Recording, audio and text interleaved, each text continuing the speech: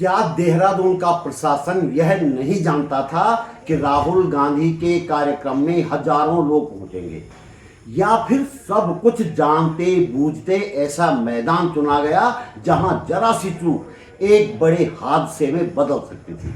जरा सोचिए, कार्यक्रम से ठीक पहले मूसलाधार बारिश हुई थी, पूरा मैदान कीचड़ में तब्दील हो गया, फिर भी खचाखच भरा हुआ था।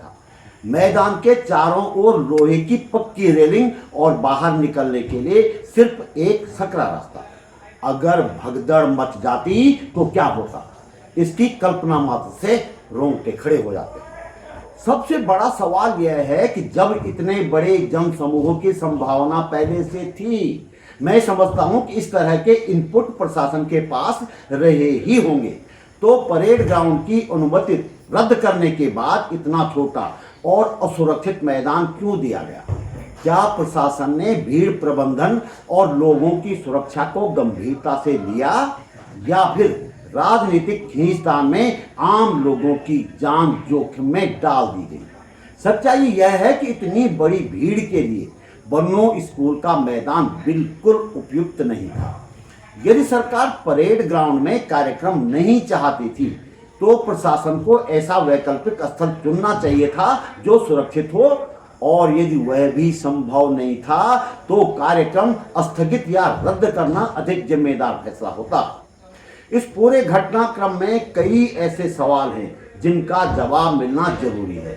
आखिर किसकी जिम्मेदारी थी, किसने यह फैसला लिया, और भविष्य में ऐसी स्थिति दोबारा न बने इसके लिए क्या किया जाए?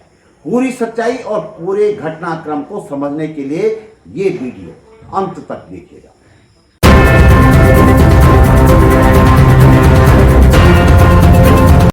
नमस्कार, बात बोलेगी चैनल पर आपका स्वागत। मेरा नाम है त्रिलोचन भट्ट और मैं करता हूं जन सरोकारों की बात। मोटे तौर पर देखा जाए तो यह एक सफल कार्यक्रम था राहुल गांधी का।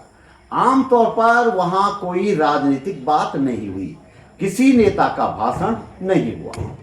जिस समय ये कार्यक्रम हो रहा था ठीक उसी समय शहर में एक सरकारी कार्यक्रम भी हो रहा था।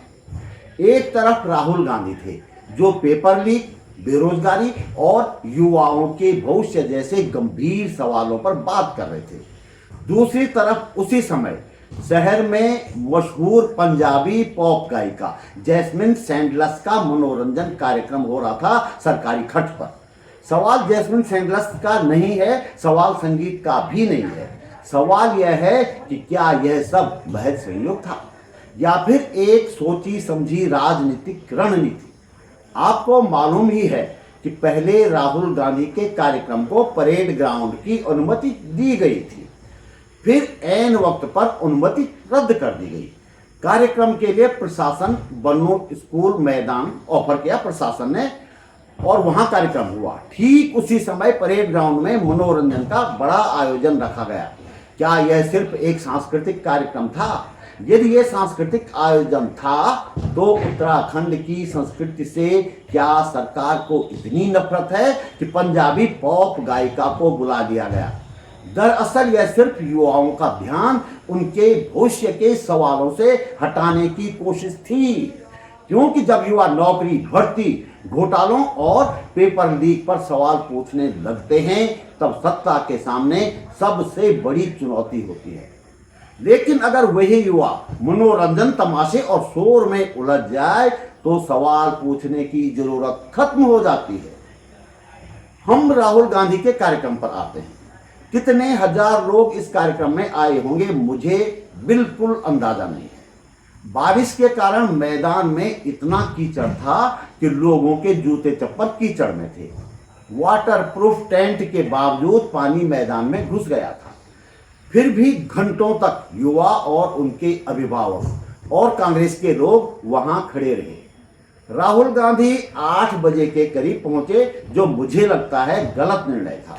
जो लोग दूर दूर से आए थे उन्हें लौटना था। नतीजा ये हुआ कि कार्यक्रम खत्म होने तक काफी लोग जा चुके थे, लेकिन इससे फायदा ये हुआ कि खचाखच भरे मैदान में भगदड़ मचने जैसी आशंका टल गई।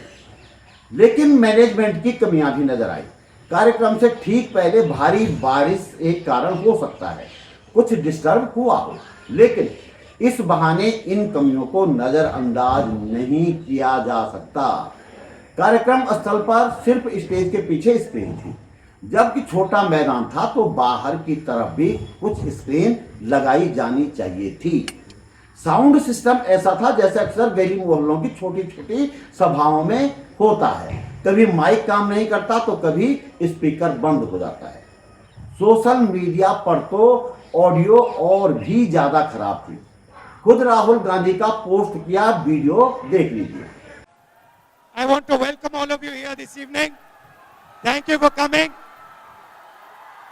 And thank you for coming specially because it's been a very rainy day here.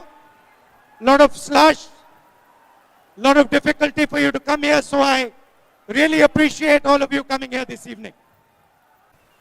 5 साल के लिए अपनी नॉर्मल लाइफ को छोड़कर एग्जाम की तैयारी करते हो। सही है गलत है? सही है। 8 से 10 घंटे नॉन स्टॉप रात दिन आप लोग काम करते हो और सच्चाई है कि ज्यादा से ज्यादा परिवारों में 1 या 2 बच्चे एग्जाम के रूट पे जा सकते हैं। कार्यक्रम छात्रों की गूंज में उन 28 बच्चों की तस्वीरें स्क्रीन पर दिखाई गई जिन्होंने नीट का पेपर लीक होने के बाद आत्महत्या की थी। इन बच्चों को श्रद्धांजलि दी गई। देहरादून में आत्महत्या करने वाली छात्रा रिया के पिता को भी मंच पर बुलाया गया। वे फपक कर रो पड़े। मेरी बेटी मुझे बहुत प्यारी थी, मैं नहीं रह पा रहा हूँ उसके बिना, बहुत मुश्किल से जी रहा हूँ और मैं बड़े मुश्किल से आया हूँ। उसी के लिए मैं यहाँ आया हूँ कि कम से कम सर आवाज तो उठा सकते हैं सदन में। आज इतने दिन हो गए लेकिन ये मैं वही देख रहा था कि मेरी बेटी के साथ साथ और भी बच्चे हैं जिन्होंने अपनी जान दी है। उनके लिए एक मैसेज तक नहीं है कि श्रद्धांजलि नहीं है, उनको एक कुछ मैसेज नहीं है। कम से कम आप इस्तीफा मत दो, कम से कम श्रद्धांजलि तो दे दो बच्चों को। मैं बस सर ज्यादा तो कुछ कह नहीं पाऊंगा, मैं आपसे थोड़ी उम्मीद है, वो उम्मीद को जगाए रखिए, यही मेरी आपसे विनती है सर।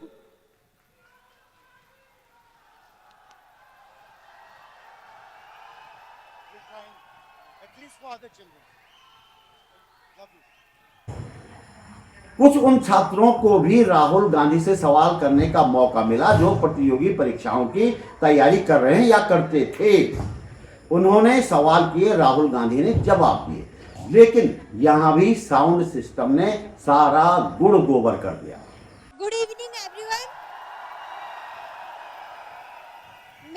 मेरा नाम कल्पना जोशी है और मैं उत्तराखंड के सरकारी परीक्षाओं की तैयारी करती हूँ। Hello everyone, good evening. My name is Aarti Bhandari. मैं भी आप लोगों की तरह उत्तराखंड की गवर्नमेंट तैयारी कर रही हूँ।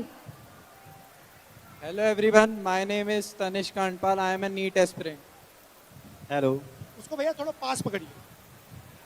नमस्कार सभी को। मैं हसमुख यादव गया जी बिहार से आया हूँ और सर से कुछ बात करना है इसी पर। तो प्रतियोगी परीक्षाओं को कैसे लीक मुक्त किया जा सकता है, इस बारे में राहुल गांधी ने कुछ सुझाव भी दिए। उनका कहना था कि परीक्षा की जिम्मेदारी किसी प्राइवेट कंपनी को न दी जाए, जैसे कि आजकल चलन है। सरकार खुद परीक्षा करवाए। संवैधानिक संस्थाओं में किसी एक राजनीतिक संगठन या एक विचारधारा के लोग न हो और पेपर सिर्फ एक दिन नहीं बल्कि कई दिन करवाए जाए। एक ही एग्जाम हॉल में छात्रों को अलग अलग पेपर भी दिए जा सकते हैं। आज का जो सिस्टम है वो examiner centric, government centric, testing centric system है। हम स्टूडेंट सेंट्रिक सिस्टम चाहते हैं। जो टेस्टिंग सिस्टम बने, आपके लिए बने, फ्लेक्सिबल सिस्टम हो, आपके लिए बने, आपके इंटरेस्ट का सिस्टम हो, सिक्योर क्वेश्चन बैंक हो और रैंडमाइज्ड क्वेश्चन पेपर हो। आजकल टेक्नोलॉजी के माध्यम से हम क्वेश्चन पेपर को रैंडमाइज कर सकते हैं। एक ही हॉल में अलग अलग स्टूडेंट्स को रैंडमाइज पेपर दिया जा सकता है। जीमैट में, एसएटी में यह सिस्टम लागू किया जाता है। बीजेपी के नेता कुछ भी बोलते रहे, उनके फर्जी सोशल मीडिया जो पेज हैं, जैसे वसूली अभियान मोर्चा, धाकड़ धामी, सनातनी धामी, विकल्प रहित धामी, यार ऐसे ही तमाम पेज, वो कुछ भी बकवास करते रहे, लेकिन राहुल गांधी का यह कार्यक्रम तमाम चुनौतियों के बावजूद अपना मकसद हासिल करने में सफल रहा। महेंद्र भट्ट कह रहे हैं कि ये कार्यक्रम स्क्रिप्टेड था। उन्हें शायद स्क्रिप्टेड शब्द का अर्थ ठीक से मालूम ही नहीं है, कोई जाकर बता दे।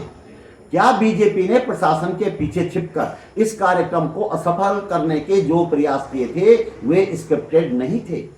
कार्यक्रम को असफल करने के सरकारी और पार्टी स्तर पर कितने प्रयास हुए हम सबने देखा। पहले परेड ग्राउंड की अनुमति रद्द हुई, आनंद फानंद में बनो स्कूल के मैदान में तैयारियां की गई। तैयारियों में जुटे एक कांग्रेस कार्यकर्ता अमर मेहता की पिलर गिरने से दुखद मृत्यु भी हुई। बीजेपी के नेता इस कार्यक्रम को लेकर तमाम तरह की गलतफहमियां फैलाते रहे। बीजेपी ने कुछ महिलाओं को आगे किया और राहुल गांधी के कार्यक्रम का विरोध करने के लिए सड़कों पर उतार दिया, और आखिर में पंजाबी पॉप सिंगर और अमेरिकी नागरिक जैस्मिन सैंडलर्स का कार्यक्रम ठीक राहुल गांधी के कार्यक्रम के दौरान उसी परेड ग्राउंड में आयोजित किया गया जहां राहुल गांधी का कार्यक्रम रद्द किया गया था। यह आयोजन सरकारी खर्च पर किया गया, यानी कि हमारे और आपके पैसों से करवाया गया। बताया जाता है कि जैस्मिन लाखों रुपए लेती हैं एक शो का, और उन्हें देखने के लिए शौकीन लोग महंगी टिकट खरीदते हैं। यहाँ सब पूरी तरह मुफ्त था, बावजूद इसके राहुल गांधी के कार्यक्रम में ज्यादा भीड़ रही। तो दोस्तों, इस वीडियो में इतना ही। हमारा ये चैनल एक स्वतंत्र प्रयास है आप तक सच पहुंचाने का। हम सीमित संसाधनों के बावजूद आप तक सच पहुंचाने का प्रयास कर रहे हैं। इस लड़ाई में हमें आपके सहयोग की और आपके साथ की जरूरत है। अगर आपको लगता है कि सत्ता से सवाल पूछना जरूरी है, तो जितना आपसे बन पड़े, जितना हो सके आर्थिक सहयोग अवश्य दीजिए। आप वीडियो के नीचे ज्वाइन बटन पर जाकर सहयोग कर सकते हैं। स्क्रीन पर QR कोड और डिस्क्रिप्शन में बैंक डिटेल्स भी है। आर्थिक सहयोग के लिए मैं ईश्वरपाल शर्मा जी का और JP हेल्थ पैराडाइज के विजय वर्मा जी का आभार व्यक्त करता हूँ। आपका सहयोग सिर्फ आर्थिक मदद नहीं है, यह सच का साथ देने को मजबूती देना जैसा है। अगर आप पहली बार मेरे चैनल पर आए हैं तो प्लीज चैनल को सब्सक्राइब करना न भूलिएगा। जल्दी मिलेंगे एक और मुद्दे के साथ एक और वीडियो में। नमस्कार।